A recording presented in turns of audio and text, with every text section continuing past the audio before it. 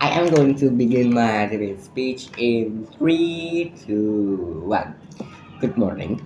I'm going to bring this motion. This has regrets of an AI's transition towards a for-profit structure as the opposition. In the dreams of a utopian grant-funded AIs, it is beautiful, but unfortunately, supercomputers do not run on good intentions. Welcome to the opposition. To win this debate, the opposition does not need to prove that the corporate world is flawless and perfect. We simply need to prove that the immense capital required to build and sustain a frontier AI makes a for-profit transition not just a regrettable necessity, but the only solution to ensure this technology is actually developed, secured, and kept out of those exclusive hands of pre-existing monopolies like Google and Meta. We offer a cultural definition. That is, we define OpenAI's transition not as an abandonment of morals, but as a structural evolution required by the physical limits of hardware. A purely non-profit model is fundamentally incompatible with an industry where training a single model costs billions in power. Before stepping into our main arguments, we must ground the proposition's claim in reality. The proposition always argues that OpenAI could survive on the nations. They even suggest that in worst case scenario, the company could simply just take out loans.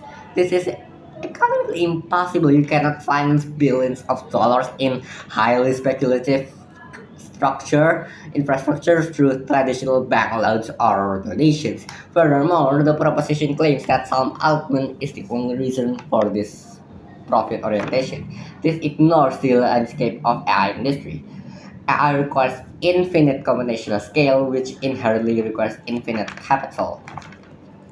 Panels, let's go to my argument. The first one about economical innovation. The proposition states that for profit structures are inherently forcing premature releases, causing companies to crash and burn, and employees to get crushed under deadlines. We completely deny that non-profits are immune to failure, or that for-profits inherently forcing to produce broken tools. Real-world testing is exactly how you make AI safer, and keeping it locked in a non-profit lab until it is perfect is how you build a powerful system with no zero or real-world guardrails. The proposition fears that private ownership makes corporate easier. We flip this. We flip this. Even if OpenAI remain a financially starved non-profit, they will utterly be crushed by existing corporations like Google and Meta who already have endless capital and existing profit structures. By transitioning to this profit model, OpenAI says the AI race has begun and ensuring that an independent lab can actually compete with the tech titans. Even if we believe the proposition's point that investor demands returns, the market naturally punishes those unsafe, toxic, and highly based AIs. Therefore, the profit motive itself acts as a guardrail against deployments that are reckless. Panels, let's go to my second argument about projects and talents. So, we deny because the proposition always says about the non-profit engineers claiming that without a profit incentive, you automatically get better employee, better loyalty, better insights, and henceforth better eyes. We deny this. Passion does not pay the bills in the most competitive labor market on earth. They always argue that these structures only attract greedy employees who only care about no who doesn't care about the social good. Building safe AI requires the absolute top 1% of global engineering talent. You cannot recruit the best minds to solve the hardest alignment and safety problems if you cannot offer them competition. The for-profit doesn't buy code; it buys the brain to make AI safe.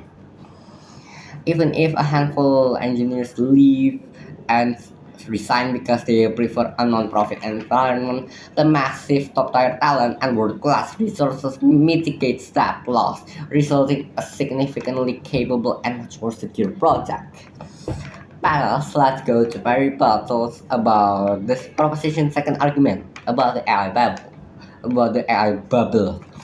The proposition second argument, which claims that OpenAI's transition creates a race to the bottom where companies release products prematurely, abandon standards, and creating a massive economically destroying financial bubble. But the thing is, the proposition always argues that a for-profit structure inherently forces companies to lower their standards and that resulting a tech bubble that will destroy the economy.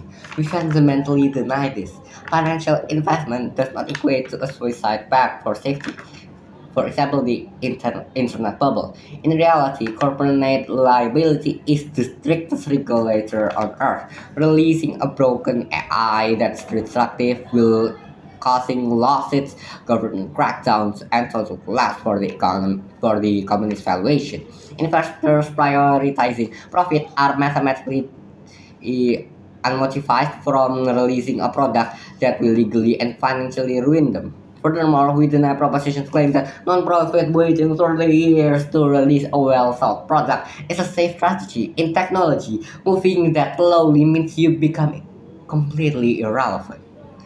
So, in summary, we're also going to talk why propositions should not regret this. Proposition always operates on pure fantasy. They argue slowing down development gives the government more time to study and address AI. But AI development has become the global reality, not just a local school science fair. If a pro-social non-profit slows down to wait for sluggish regulatory hearings, actors or rival nations with zero ethical constraints, they will just simply build it worse. The proposition world does not lead to safer AI, it leads to an AI ecosystem where dominated by those who never cared about safety to begin with. In summary, we fundamentally deny that frontier AI can be built on a small budget and good vibes. We believe this. It is precisely this massive capitalization and capitalism that funds the necessary safety research and talent acquisition.